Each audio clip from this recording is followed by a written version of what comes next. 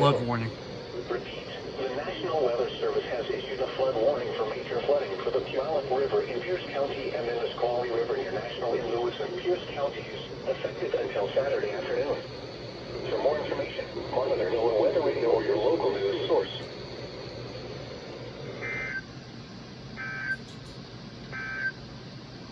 The forecast for the Cascades of 12:09 a.m.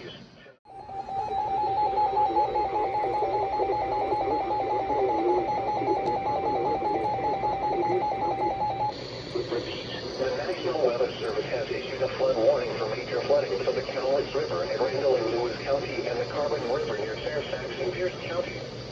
For more information, monitor NOAA Weather Radio or your local news source.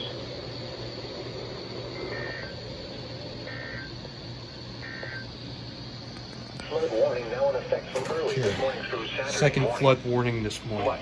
Minor flooding?